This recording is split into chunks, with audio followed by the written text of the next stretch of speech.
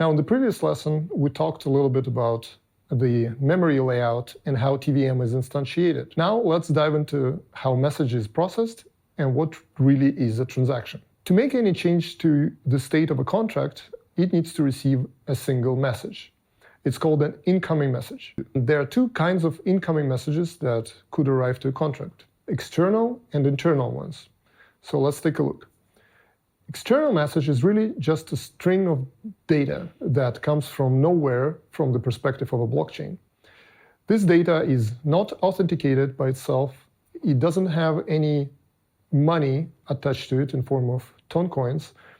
And it can really contain anything that the author of a contract wants. And it's the job of a contract to make sense of this data and parse it right inside its code. The internal messages are those that are sent by contracts to other contracts. And these messages have a little bit more rich structure. First of all, the internal messages can carry the balances. And when the contract sends the message to another contract, they can attach any amount of coins to it. Second, those messages are securely authenticated by the address of a sending contract. And the entire architecture of TON guarantees the contracts that this address of a sender is correct. And this is very important for authentication of the internal messages that we will talk about in the later lessons. Once the contract received the message, they could have two separate handlers for internal and external ones. And both kinds of messages will have the arbitrary payload data that is designed by the author of a contract. If the contract wants to process different kinds of messages, then it will use something that we call opcodes. These are operation codes. It's simply a convention to put a prefix of 4 bytes in the custom data in the message to indicate the type of the operation that the contract should support. So you will find in the standard wallet implementations or in token implementations, you will find various opcodes that are usually computed as either sequence numbers like operation 1, 2, 3, etc., or as a CRC32 code of a description of the message interface. This helps you to extend the contracts with various features without having those opcodes clashing. But this is merely convention. From the perspective of TONBlockchain and from TVM, this is just a piece of data in a message that the contract decides to use to discriminate between different types of messages. So what is a transaction? Transaction is a complex of changes to the state of the contract. So the message is not a transaction, it's just an input to a transaction. And what transaction does is it changes the state and creates, as a result of the TVM operation, creates a new state for the contract and the list of outgoing actions. And to come to this result, there are 5 phases that the transaction goes through. First phase is called storage phase. This is the phase when the blockchain charges the contract for all the rent that it owes for its existence. And the rent is computed as a price per bit per second. And in between transactions, all of these seconds and all of these bits are multiplied. And before the transaction begins execution, this is when the blockchain withholds from the balance of the contract the necessary amount of rent. If at this point the contract runs out of money, then the rest of the execution aborts and the contract is frozen.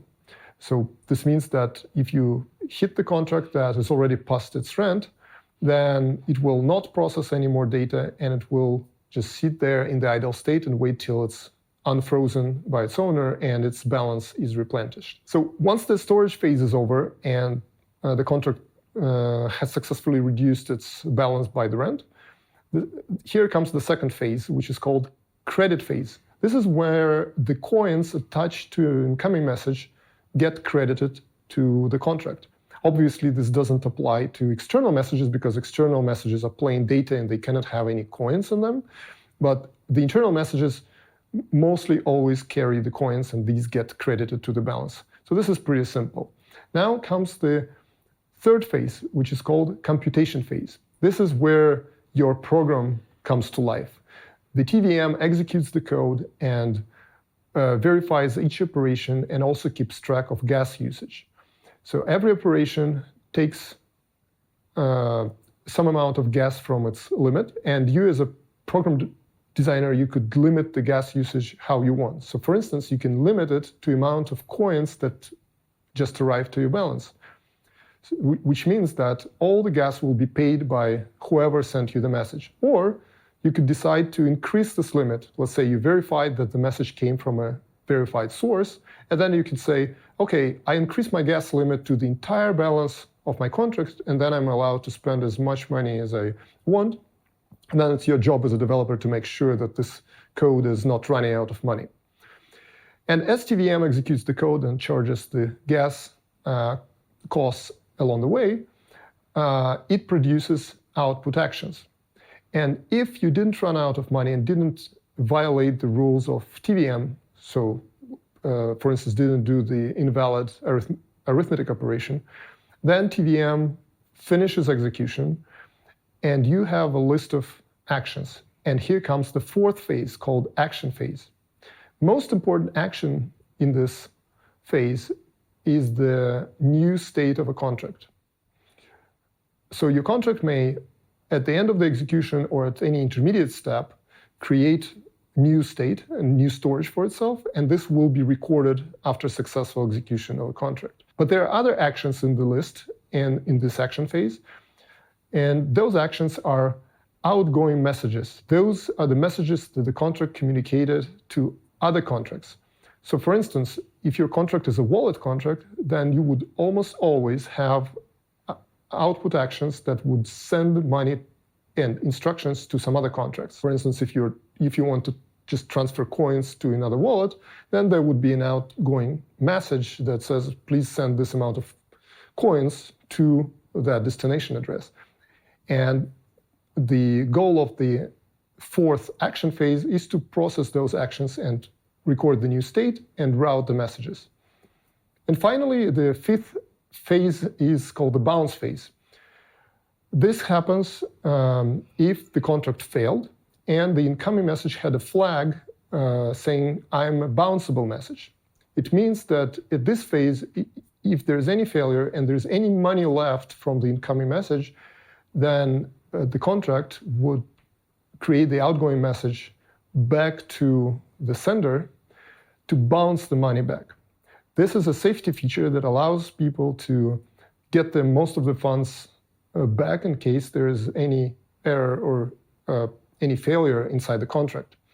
And you as a developer could use the bouncing as a feature, so it's not just an emergency situation, it could be a feature of your contract. So if some conditions are not met, the user's incoming message would be bounced back and they will get their money returned. That's the summary of all the action phases. Let's go through them once again.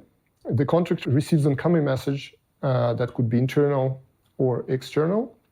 Internal messages can carry money and can be authenticated by the address of the sending contract, while external messages are not authenticated by themselves at all, and it's the job of a contract to create the authentication, for instance, check a signature that could be stored there. And then the execution of transaction goes through 5 stages. The storage phase to charge the rent, the credit phase when the incoming coins get credited to the balance, computation phase where your code gets executed, action phase when the storage is updated and outgoing messages are routed, and finally the bounce phase when the contract deals with the failures and sends back the coins to the sender. So that's the overview of the messages and transactions. Thank you.